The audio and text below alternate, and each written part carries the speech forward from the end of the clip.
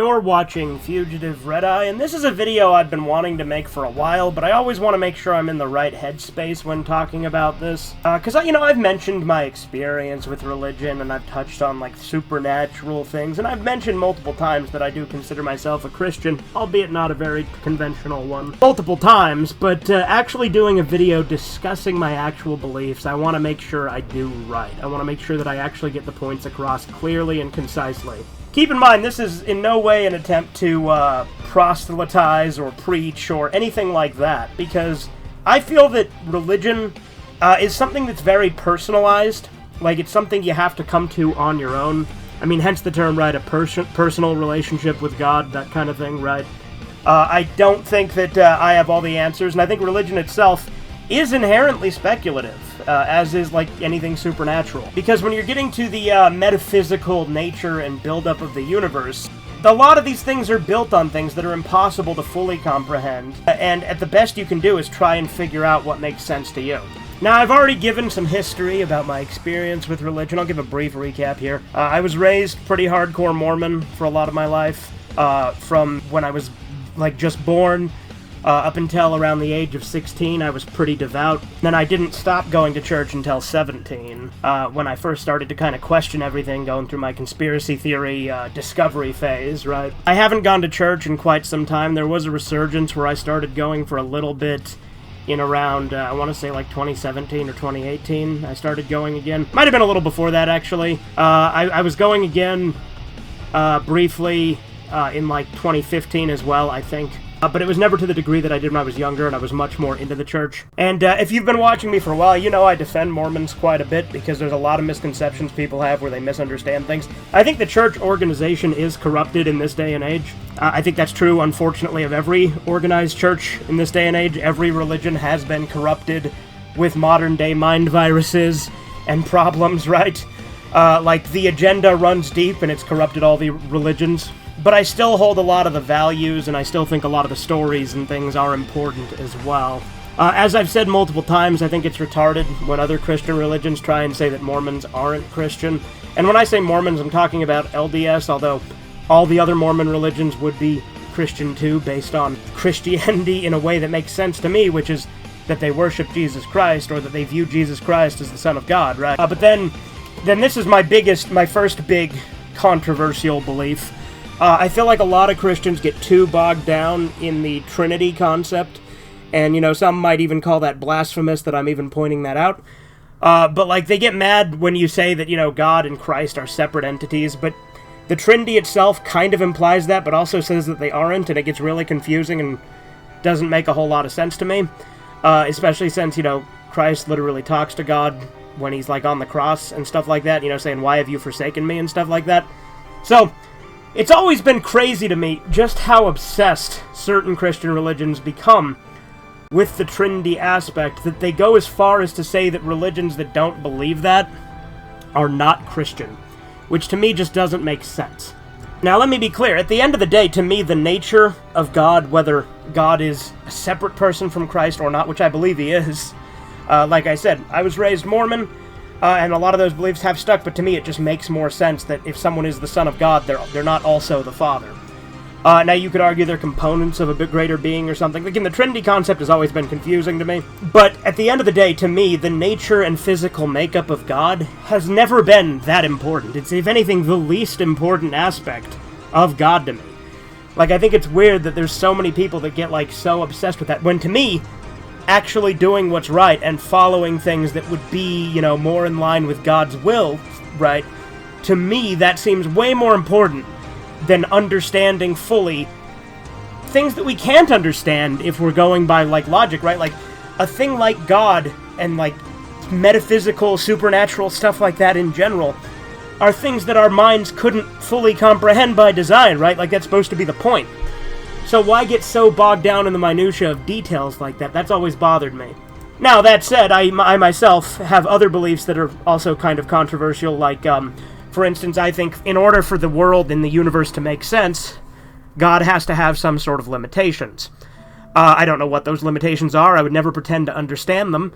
But to me, it seems like for the way things currently exist, there is no way that an all-powerful and all-knowing God would not be able to just snap his fingers and make things exactly the way he wanted right from the start, especially if we're going for a deterministic type of Christianity. Ones that believe that God made things fully knowing the outcome. Now, I think God can, to some extent, see the future. I think that God is, compared to us, all-powerful, obviously. But I think that there are certain ways that things need to be done, because otherwise, why would he need to work in mysterious ways if there weren't specific ways that he had to do things? And again, I would never pretend to understand those ways, and those ways are far beyond our own comprehension, I would actually say. But again, there's a lot of people who would take that I've said even that and say that that's, like, horrible and blasphemous. But that's just my own way of, like, processing the logic, because I do believe in God, and I do believe that these things are important to look into.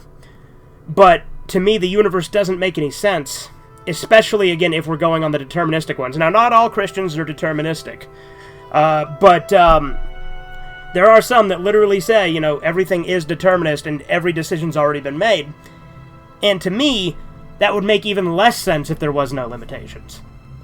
Now, another one that's controversial, we're just going to get all the really controversial ones out of the way at the start. The afterlife, right? The ideas of, like, heaven and hell and things like that. I don't really know what's in store with that. I do believe there is an afterlife of some sort, but I don't know to which form it will take.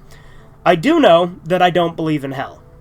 And I know that that itself is incredibly controversial for a Christian to say. Now, let me be clear. I'm saying hell is in the way it's portrayed, because is there some sort of divine punishment? Probably. I would imagine so. Again, these are things that I would never pretend to comprehend. But to me, a just God would not punish any finite crime, no matter how severe, with infinite punishment. Because God is justice, right? God is just and fair. And understanding and everything he does is right? Like, that's supposed to be the point. I don't believe that in a universe where that's the case, there could be a hell. And that's just, again, some people become atheist because of these contradictions, whereas me, I just think, well, we don't fully understand the way that these things work. And, you know, a lot of my own belief of why I do believe in God comes from personal experience, personal faith. A lot of it is hard to explain, but, you know, you can feel the Holy Spirit in specific instances and things like that, and some people might argue that's just mental or whatever, and I don't care. I don't care what those people say, because, again, it's not really something that you can really explain, because it's a very personalized thing, which is why I do say that, in my view, religion is a very personalized thing, and why I'm not the biggest fan of organized religion, even though I do think organized religion has its place, too. And I do plan to maybe start going to church again in the future, just for the sense of community, and to see, you know, how I feel about it. Because there is a certain warmth and clarity that you feel when attending church and things like that, that I've always felt. I also am not one of those ones that believes that all sins are inherently equal to God. And I know that, again, a lot of the things I'm saying would make a lot of Christians freak out and have problems with it. But to me, you know, like, yelling at your parents is not equivalent to murdering a child. You know what I mean? Stealing a loaf of bread is not equivalent to rape. Like, these things are not the same to me, and I understand the purpose of symbolically saying all sins are equal, because we are all sinners, and I think there is some goodness and humility to be gained from that mindset. But I can't take it to that literal logical conclusion where they say literally all sin is equal. I also don't believe in original sin, and again, that comes from partly from being, you know, raised Mormon, as Mormons in their 13 Articles of Faith, literally Article 1 is, we believe that man should be punished for his own sin and not for Adam's transgression. I don't believe in the concept of original sin or inherited sin. I believe in sins being those of the individual. And I do believe we are, as humanity, in a fallen state. I do believe that. And I do believe that, you know, we are all sinful by nature, and that could potentially be, that's, you know, a result of things like that. Although I say I don't believe in original sin and stuff like that, and, like, inherited sin, I do still, in a way, think that we are sort of connected spiritually with our parents and our bloodline. Like, our souls are kind of connected. Like, maybe we're almost like a part of them, but we're also separate, right? And we're also all connected to God in a similar way, which, when I'm talking about the Trinity, you could argue it's that kind of logic too. But again, The minutia of that isn't important to me, per se. Neither necessarily is this, but I do think that, like, legacy and bloodlines are important and that we are connected to our ancestors in a way, but I also don't believe in being held accountable for their actions only for our own. Although, to be honest, I'm not 100% sure what my views on the story of Genesis are as far as being literal. I do think that a lot of Genesis makes a lot of sense to me, but the very first story, Adam and Eve, I think that there are a lot of things that I don't take literally. For instance, there's a lot of people that are young Earth creationists, and I certainly am not. I am not a young Earth creationist. I don't know exactly how old the Earth is, because I do think that a lot of things like carbon dating and things like that are speculative too, and I don't really trust a lot of things schools say, because every day I find out more and more shit I was raised on in history class and things like that were bullshit.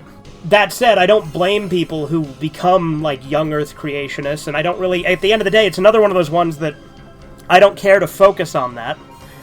To me, that is less important than following what is right and doing, you know, what the lessons and morals of Christianity have, and building a relationship with God. Another controversial one is I do believe that animals also have souls. I know a lot of Christians don't, but to me, there's still a hierarchy. Like, I still don't use that as a way to say that, like, meat is wrong or anything. I absolutely think meat is totally justified, and I go even further than a lot of people, whereas I think a lot of people care far too much about animals as compared to people, because people are absolutely more valuable. So, that said, I do still think animals have souls, however. I just think they have, like, lesser souls than us. Like, it's a degree. Like I said, I think that in a way the types of souls that we have are hierarchical, and I think that animals are lower than humans, and plants are lower than animals, and so forth. I also believe in evolution. I think that the evidence for it is pretty staggering, and I actually think it proves God's existence more than disproving it. Because I think that the type of shift for these mutations, or whatever you want to call them, these adaptations, these changes that prosper and make a species thrive, to me, that seems impossible to be random. It has to almost be intelligently driven, which is why I think evolution, if anything, leans more to prove God's existence than to disprove it, because it's such a specific thing to happen, quote-unquote, randomly, and I don't believe it's random. Now, I think that evolution could just be the process by which God created man, and maybe Adam and Eve are the end result of that, or maybe Adam is and then Eve is whatever. I don't know. The actual origins are less important to me, although they are interesting to look into, than, you know, the result. But, regardless, I do believe in evolution, because, you know, you do see things adapting, and it's the worst fucking cope I see when I'm arguing with other Christians, like, especially like Chisu. Like, I'll argue with him, and no intent to throw shade here, because I've heard other Christians besides Chisu say this, but Chisu's the one I've had this argument with the most. He'll say adaptation isn't evolution, which it literally is. That's literally how evolution works. But whatever. Again, at the end of the day, whether or not it's real is less important to me than actually going up against the evil forces that are out there, because we live in a world that is absolutely shown to me that demonic forces exist, because there's a lot of evil out there in the world, and a lot of these global elites, whatever you want to call them, do all these ritualistic occult things, because they believe it as well, and I think that they are controlled by darker forces. Now, that's a lot of the controversial stuff out of the way. Let's talk about some of my more traditional things. One of my problems with a lot of modern-day Christianity is they abandon a lot of the old morality. A lot of them will tailor their beliefs to fit a more palatable form of Christianity for a modern audience. They'll accept homosexuality and all these other things that are typically viewed by traditional Christians as degeneracy, and they'll accept them and act like there's literally nothing wrong with them.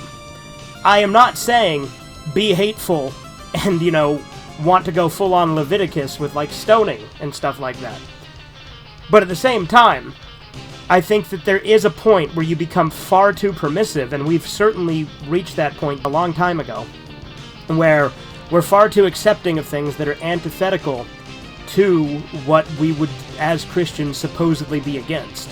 And, you know, for the most part, I have a live and let live approach to people. Like, at the end of the day, I'm not saying that, you know, we should go out of our way to, like, tell people exactly how to live their fucking lives, But at the same time, that doesn't mean we have to condone or accept or, like, actually, like, tolerate any of these things or pretend that they're good and acceptable, and even give them praise and, like, throw them pride parades and shit. And it's crazy to me how far it goes with things like the trans issue, where we validate people's emotions so much to avoid being mean that we just accept the fact that they want to self-mutilate rather than trying to help them. We just encourage their delusion. And to be clear, obviously when I'm saying we, I'm not necessarily saying Christians, although there are a lot of Christians who don't like to speak out against this sort of thing to avoid being mean. I'm saying overall as a society. Any Christian who accepts abortion, to me, is not really following Christianity all that well. Abortion, I have said multiple times, I view, and this is a hot take maybe, but I don't care, because I view it as true, is the most evil thing a person can do, and I have little to no sympathy for anyone who commits it. And that's a harsh thing to say. But I do think that these people can be redeemed, because I am also a very firm believer in redemption, which is one of the things that I do like about the more kind-hearted nature of Christianity. Again, it can be very easily exploited by evil groups to infiltrate and subvert and make Christians, you know, go against their beliefs, and it can be exploited by those importing foreign individuals who bring down the culture and don't want the same things we want, right? They want to bring cultures over here that don't mesh with our culture. But there is a good part of that kind-heartedness, because, you know, there is forgiveness, and you can't really have a cohesive society where everyone is flawed that you don't have some sort of system of forgiveness or redemption. Which is why I'm also against things like the death penalty, which, again, is also controversial to some Christians, because, you know, a lot of Christians will use biblical verses and things to say, actually, God's in favor of the death penalty. My main issue with the death penalty is that when someone is no longer an active threat and they're already in custody of the state, I have a hard time justifying putting them down while they're in captivity. Now, you can make arguments that it's, you know, a drain on resources and things to keep them in there, but I think that our justice system has all sorts of problems as it is. Not to mention the fact that I don't fully trust, you know, the system to not put down innocent people, and people who haven't committed a crime. Now, admittedly, with the death penalty in specifics, a lot of states make it pretty harsh in order to actually get a death penalty. For instance, in Utah, there's literally only one crime that can get you the death penalty, which is aggravated murder. Fair enough when you're going to say what sentence merits the crime, right?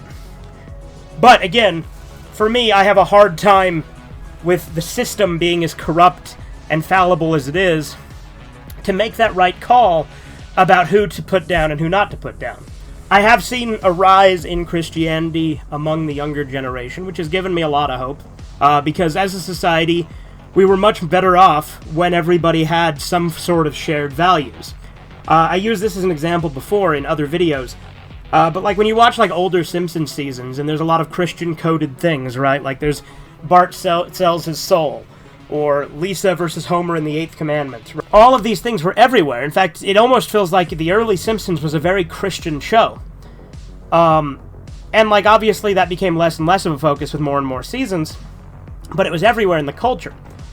And you don't really see that as much in the culture anymore. Like, it's been so normalized to be secular and atheist that you don't really see it as much anymore, which I actually think is a very bad thing culturally, because those shared values were very important to building a sense of community. There's a lot of degeneracy out there, right? Like, you know, pornography is out there to, I think, reprogram young minds to be into all sorts of fucked up fetishes. And I think that, you know, the open access to pornography and these online communities and shit like that is why we have such a rise in things like transgenderism and things like that. Now, I don't go full-on, like, puritanical, you know, panic mode, because I don't believe in banning these things either. I'd be a pretty fucking massive hypocrite if I did, because I've reviewed multiple hentais on the channel, and Yorotsuki Doji is one of my favorite animes. So obviously, I'm not in favor of banning these things. I don't believe in censorship. But I think it's a cultural problem where parents need to be more hands-on with their children and not allowing them to have such open access to the internet, which is why I don't think kids should be allowed on the internet at all. I don't believe in restricting freedom for it. Like, obviously, within reason, there's things that we've already drawn lines on and things like that that obviously make sense. And, like, laws do exist to enforce morality. When you pretend they don't, you're just fundamentally not acknowledging why laws exist in the first place. Like, not murdering people is a moral issue, which is why it's a law. laws do enforce morality, and I think that it is important that they do to a degree. But I'm also not in favor of, like, banning porn or anything like that outright, because I'm very anti-censorship. So I know that there's a bit of nuance, and some might think that, you know, it's kind of odd that I would be against, you know, censoring these things when I do fundamentally think that they are bad for society. But that's the thing, is we have free will. And we do have the decision to make those bad choices. I wouldn't be in favor of banning a lot of vices. Like, I'm not in favor of banning alcohol. I'm actually in favor of decriminalization of drugs. Not legalization. Let me be clear. Legalization is very different. But, you know, decriminalization where you can't get arrested for it unless you've committed another crime to do it. I don't think drugs are good. I don't think they should be encouraged.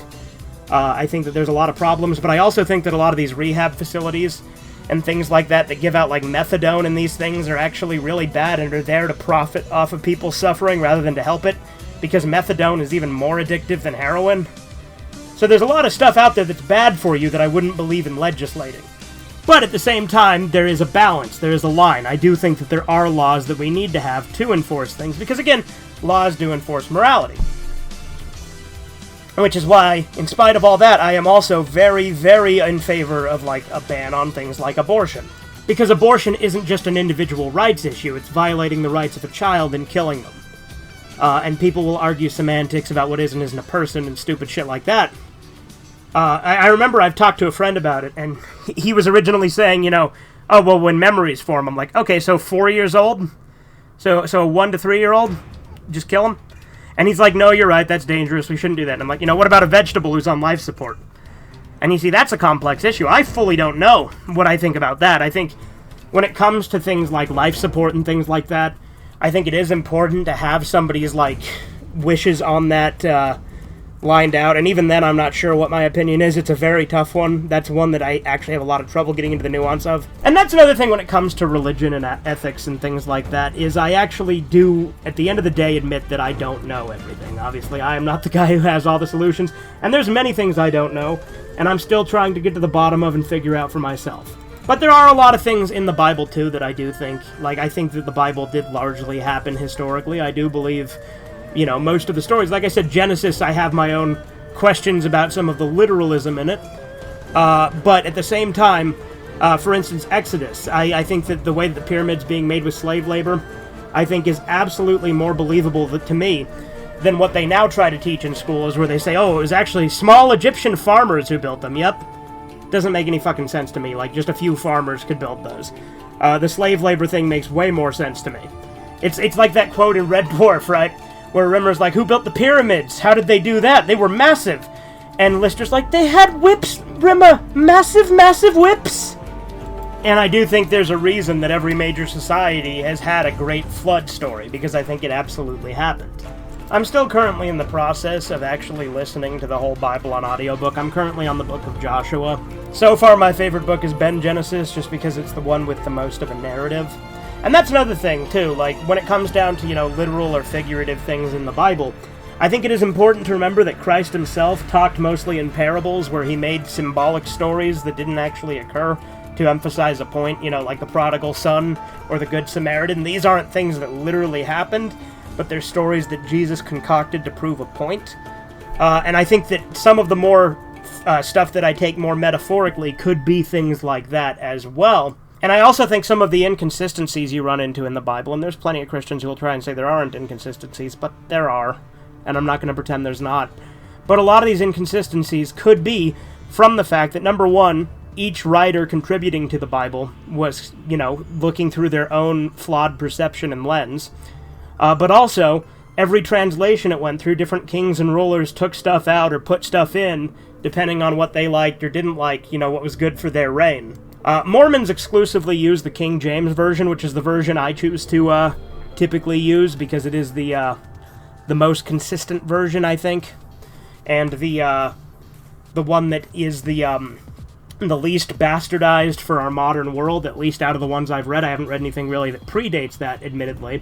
Although I do have, like, a 1600s King James Bible that's written a little bit hard to read in some ways, with some of the verbiage but it does have some Apocrypha and stuff in it like that, which I'm really curious into looking into as well. Apocrypha and things like the books of Enoch, things that were taken out of the Bible. I am very curious to look into, the Book of Og, things like that. Like, I want to get into these things, because studying these theological things is really interesting to me. And I want to try and understand all the different aspects of it. And many of my actual, core moral and religious beliefs do borrow from various different sects of Christianity, which is why I think all the infighting can be really frustrating. Again, all the obsession over what is and isn't Christian. Again, I think within reason, because I do think there does need to be a line drawn. I think that all of the churches have been corrupted and become far too accepting of modern-day degeneracy, and there actually needs to be kind of a pushback on that. I think every major religion has been infiltrated and corrupted. But I mean, when you get down to little details, differences in tradition, or certain aspects like that, like, at the end of the day, a Seventh-day Adventist goes to church on Saturdays. A Methodist goes to church on Sundays, but they believe virtually the same thing. Why should they be at odds? And now for another big one. This is an important one that I think is a problem, especially in modern era, but it's always been an issue. And that is the obsession with Israel, the love of Israel. We need to stop that. One of the things I hate is the Judeo-Christian psyop. While it is true that, the holy books of the Torah are, some of the Old Testament and things like that, that doesn't account for all of Judaism. And modern-day Judaism is not the same as the old children of Israel, because there were 12 tribes of Israel. Judea was just one of them. And people are obsessed with wanting to preserve Israel and stuff like that because of an out-of-context quote about, blessing Israel will get you blessed, condemning it will get you cursed, or whatever. That quote is super out of context because, number one, the current state of Israel as it currently exists has only existed since 1948. Two, again, there's 12 tribes of Israel, and the children of Israel refer to all the descendants of Jacob. That's what that is. And if you go on the New Testament, the church is Israel. Christianity is Israel, not Israel itself. Like, when you're talking in biblical sense. So, when it comes to, modern day actual Israel as a nation and Judaism, things like that, these things are antithetical to Christianity. These things are opposed. Now, there are plenty of Jews and stuff like that can be good people and can have good beliefs, but the problem is, when you look at things like the Talmud and stuff like that, they literally say things like Jesus Christ is boiling in shit in hell. Like, these are things that are actually in their quote-unquote holy books. So they are not our allies, and I hate the absolute simping and acting like they are that you get from a lot of Christianity. I get where people get brought into the psyop. I understand why people can fall for it. But it needs to stop. It's one of my biggest problems with modern-day Christianity as well, is falling for that psyop. But yeah, I know I've had some controversial views and opinions in this, which, was part of what I wanted to get out of the way at the start. But let me be clear, I do still believe in the Bible, and I do believe in God and Christ and things like that, which is why I still call myself a Christian, and I believe in a lot of the values and morals set up through Christian texts and religion. Again, a lot of that is driven when I was younger through a Mormon lens, and I still have a lot of that there. I still think the Book of Mormon is actually a really good book. Whether you view it as literal or figurative, there's a lot of good lessons in there as well. And again, I do think there is, to some extent, when you're raised on something, it is ingrained in you, right? And that is part of it with me, too, and I'm not going to pretend that that's not true, or, I'm not going to acknowledge it. Like, it's absolutely true. But I think the value system and community is there. When I was growing up, actually going to church and feeling close to the community and getting to know all the people in my neighborhood and things like that was a really good experience that I feel like is dying down here as well. You don't really see it as much as you used to, even here in Utah. And, with how dark and turbulent recent times have been, it has made me want to get more back into my faith. So although I don't tie myself down to an organized religion, and I borrow from multiple different ones, and, again, there's a lot of Mormon framework there, because that's what I was raised on, and that's what I know, and I'm not gonna, dispute that, that's the reason. But at the same time, there's a lot of good community things that come from that. And again, I borrow from many. There's things I love about Catholicism. There's things I love about, Orthodox Christians and things like that. And there's even stuff I like about Protestants, even though Protestants can drive me nuts too, because there is a type of Christian that drives me nuts where they accept Christ and say, now I believe, so I'm good. Doesn't matter what I've done or what I'm going to do. and they take no accountability for themselves, their past actions, or even their present and future actions. And I'm like, it's good that you're building a relationship with God, but I don't fully truly believe that you actually believe the Word of God if you're just going to continue doing bad things and saying, I'm saved, though, so it's okay. And I've met individuals like this who can be insufferable. And on the flip side, obviously, I find atheists absolutely insufferable, like on like Reddit and all these other sites. All these, like, actually, and, like that fucking really obnoxious, attitude and demeanor that they have. They're really smug and full of themselves when, ironically, a lot of the beliefs they have themselves, and, this is sort of almost using the Mackey argument from Always Sunny, which is kind of funny, but, they didn't do this research themselves. They're just reading books, or even a lot of the time, just taking what their teachers told them at face value. And again, with a lot of things in history, there's a lot of bullshit we've been fed, and I've gone into that in other videos, and I'm not going to really dive too much into that in this one, just because this is already going to be a long enough one as it is, and it's not really the focus here. But it's one of the reasons I find atheists insufferable, because a lot of them will also just take in, and there's plenty of atheists I've been friends with too. Like, I have friends with all sorts of different religious beliefs, some of which are completely different than the types of ones that I have grown up with, understood, or even that even like or agree with. Like, I have some friends with some pretty kooky beliefs out there.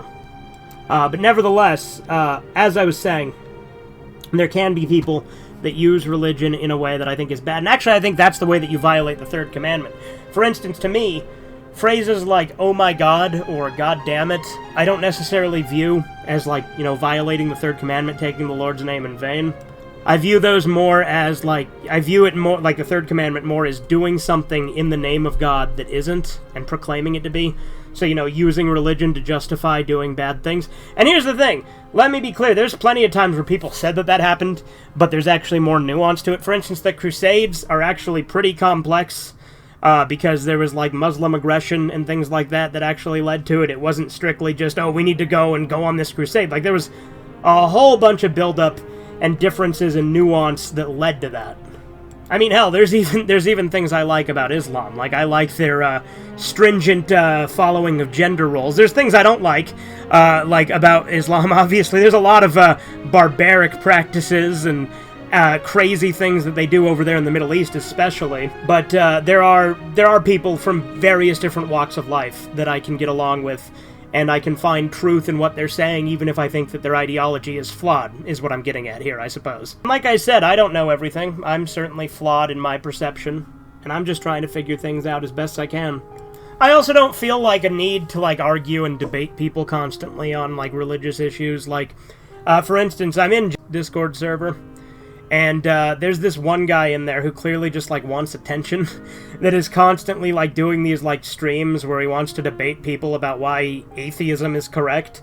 And he, like, literally, like, I'll admit, it's funny that he commits to the bit by, like, literally making his avatar, like, a fat slob in a fedora, like the stereotypical red atheist. So I'll give him that for at least making that his avatar. That's funny. But this guy is always posting these fucking debate streams telling people he wants to join and have bloodbath debates, and I just don't really see a whole lot of point in that. Like, don't get me wrong, I'm all for, conversation, debate, and getting new information, but a lot of the times people already have their minds made up about these things, and when you get into, like, the metaphysical and supernatural, it's a much more difficult thing to prove or disprove, and at the end of the day, I think it's not really fruitful to argue a lot of the time with people who you already know what they're gonna say. It's funny, too, because I've actually watched a lot of, like, old channels back. Like, I used to watch Logic all the time, and I thought he was great at, like, debunking people like Kent Hovind. And Kent Hovind himself, is a Christian who's very, like, anti, like, evolution and things like that. And I thought those videos were great. I watch them less now. In fact, I actually stopped watching Logic altogether not too long ago. Not because I have anything against the guy, but because that content's just not vibing with me anymore. But I think it had a place and time in my development and thought process. To kind of circle back a little bit, actually, and I know this is a little disorganized and weird to tack this on here so late in the video, but going back to things like the Trinity, right? Another word that I've heard people use is Godhead, which is actually the term Mormons use for it, which, again, they don't believe they're the same person, but they're sort of like a tribunal, right? The three of them are all, like, at the top, with God at the top, Jesus at the side, and then, you know, the Holy Ghost, as they call him, or the Holy Spirit, as other religions call him, at the other side. Just to clear that up there is still, like, usage of similar verbiage, but they just believe them to be separate entities. Again, it's weird to bring this up so late in the video. I should have brought that up a lot earlier, and again, I don't think that the actual physical makeup of God is as important as, like, trying to do what's right and what God's will is. Again, it's really hard to get all of my views concise in this video, which is why I've been putting it off for so long, and there's a lot of things I want to try and say here, so just bear with me. When I was growing up, another thing that I really liked about the church I grew up in was that gender roles were very well defined and very well laid out and very focused on. And I think it's important for a society to have those roles established. And I know that, you know, that's controversial to a whole other group of people than a lot of this video will be controversial to. Again, this is a very tailored video to me and my views, so just deal with it, I guess. But that is something I really liked growing up, and it is something you see less of in today's society. Another thing I find interesting that people call blasphemous or have a problem with is that, you know, Mormons have a belief that if you've done everything right, you've gotten to the top level of the top kingdom, because the Mormon afterlife is a lot more, like, fair and forgiving than, like, most Christian afterlives, because there's 3 different kingdoms, and then there's outer darkness, which is like nothingness. It's way less cruel than hell, and there's only one way to get there, is if you basically meet God face to face, and then you actively preach against him. That's like the worst you can get, and then if you're kind of a bad person, you can still end up in one of the other 2 kingdoms below the first. And then the first kingdom is if you're, like, really good, you followed all this stuff you're supposed to do. And if you're at the top level of that, you've had kids, gotten married in the temple, things like that. The thing that people take issue with is that Mormons believe that, like, you can almost kind of become, like, a god of your own planet, in a sense. And to me, I'm like, I can understand why people would say that's blasphemous if you're just viewing it as a purely vanity thing.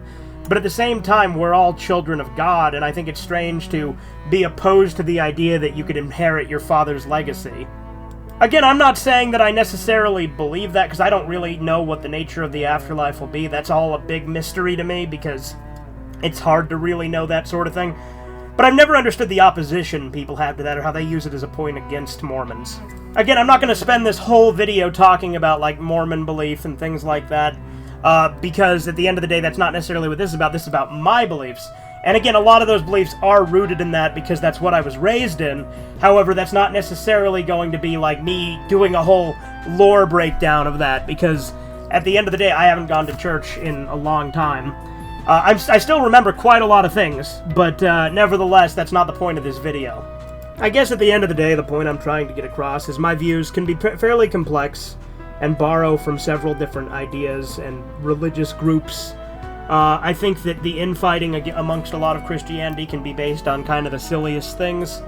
I find that it can be abused, again, as I said, when people use it as a justification. My views may be kind of all over the place. This video might be a little disorganized, and I apologize if that sort of became the case as it went on. But the main takeaway that I have is I think that religion and a relationship with God is a very personalized thing, and everyone has a different path. I think it's important to understand that, and to understand that, again, as I said, I believe every major religion has been infiltrated and corrupted.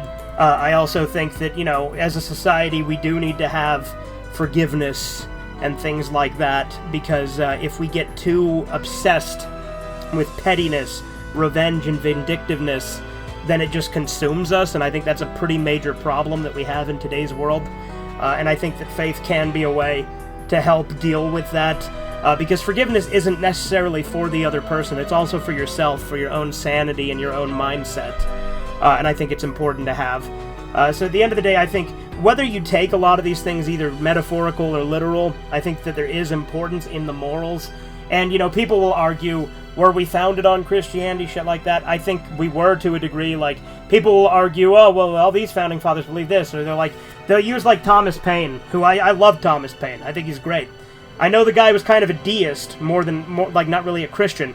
But even Thomas Paine used the Bible for his explanations and his logic and logos with a lot of his papers he wrote. Because it was so ingrained in the culture, it was still important that he used that framework. So that's my counterpoint to people who say that we aren't a Christian nation. Even the less Christian or even straight up non-Christian founding fathers still had to use that kind of rhetoric because of how ingrained in the culture that was at the time. And I think that that was ingrained in our culture all the way up until the 2000s even, and then it started to really die off. And I think that's been a detriment to the society, and it's part of why we're decaying as a society. But yeah, as I said, I'm trying to get back more into my faith. It's something that's been very important to me. And again, it's a very personalized thing, which is why I don't really go on and preach and proselytize about it. Hopefully I got all my points across clearly in this, and have a good one. This has been Fugitive Red Eye. Toodles!